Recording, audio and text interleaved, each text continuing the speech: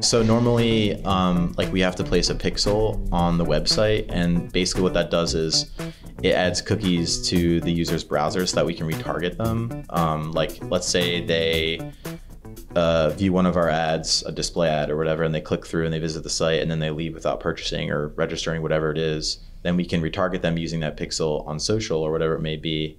But pretty soon that's going away, and it's basically just on privacy issues. People think that like you shouldn't be tracking, you know, like GDPR was a big one where like you have to get people's permission before you add cookies to their browser. But eventually it's all just going to go away because there's just concerns with privacy and things like that. So yeah, that's the workaround. Is before we had to use pixels to do all that stuff, and it could be way more accurate because we're like, hey, we know these users visit the website.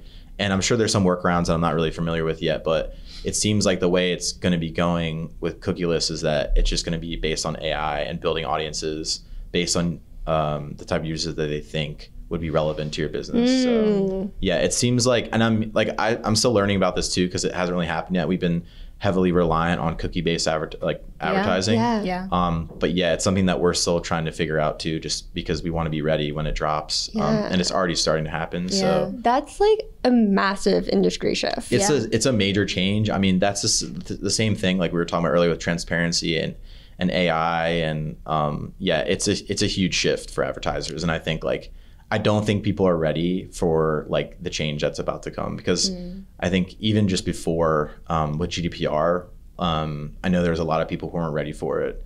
And there's people who are like just updating it now. So there's definitely a wave that's about to hit with cookieless advertising, I think, for sure. When the GDPR hit, I was working at a different, this is pre-BrainDo for me, but I was in charge of like the newsletter that went out every week. And I remember having to like painstakingly go through our list and like reach out to certain people, and like just the way I had to adjust for when that hit, because we wanted to make sure we were doing things correctly. Like it was so time consuming, but I guess like ultimately worth it. But to manually have to sort through all that information,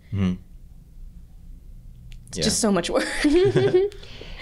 And right, so if you're just using AI to create like mirror audiences, like is that similar to that when you, and sometimes social and stuff already offers that sometimes, it'll just be like a lookalike audience, like I know that's so lookalike audiences, we've had some good luck with them and I think they can work, but again, those are based on cookies. Like that's the lookalike audience. Basically you can either, you can upload a list to make a match to create lookalike audiences, or you can just do it based on retargeting pixel, which uses cookies in your browser.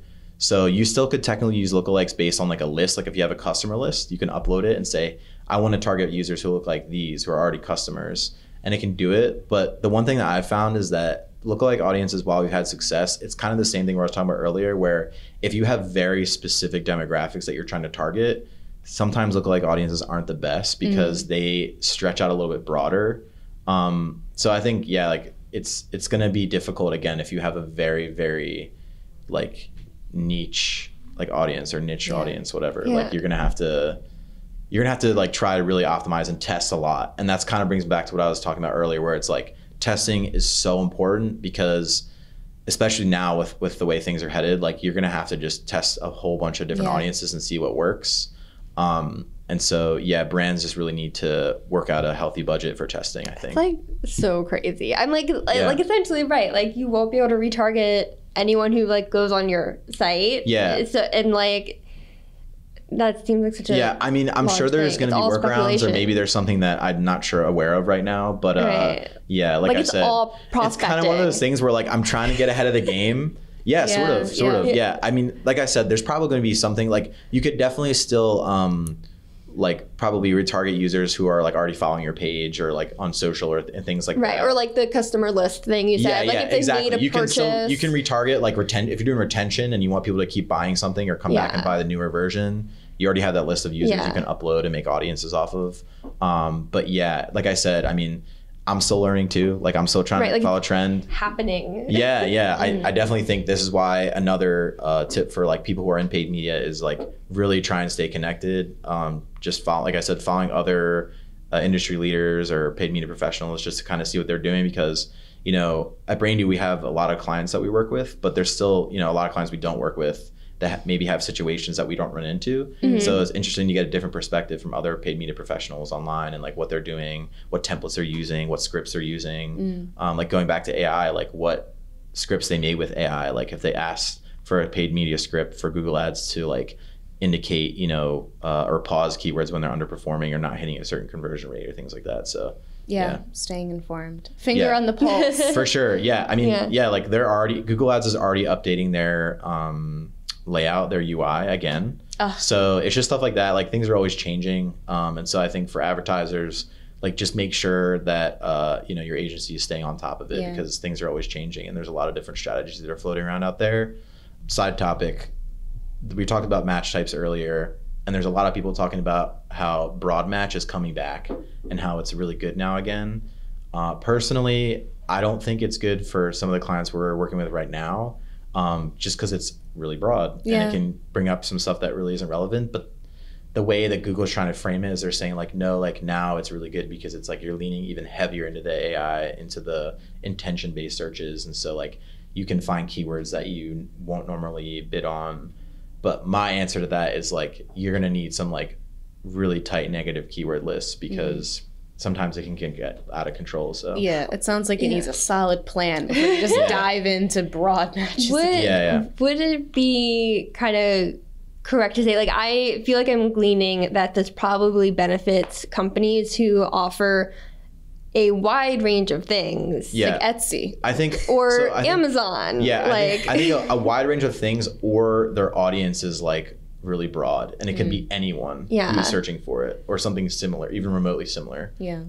Okay, so heard it, probably not here first, but I'm like, heard it here first. The big companies are working together. There's I don't know. I think there's just a lot of stuff changing, and I think it's just weird. Like Google's recommending that you start to, because before it'd be like about like, all right, making sure everything's segmented and make sure you have different campaigns for things. But now Google's like, no, like less campaigns, the better. Put it all into one and like refine. But like personally, like I said, I think it really varies on, it really does vary. That's what I was saying earlier, like depending on the vertical and the type of business that you're running, it really depends. Like the strategy completely changes on a case-by-case basis for paid media, just because people have different goals, different audiences, different products. So and it does make me think, like, with how the internet has been going their direction and like ads that I get and everything, like things have become so specific and so niche. Like I just got an ad. It was a t-shirt,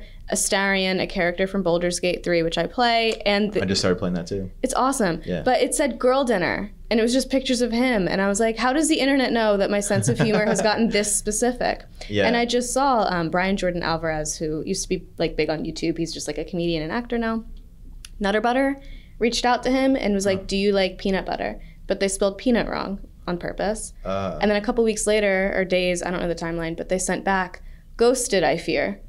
And it's like, everyone in the comments was like, oh my God, like Gen Z marketing is so funny. And it's like, I've tried to use these AI tools for creating captions and they're missing that flavor. Like, they can come up with really good basic captions that anyone could write.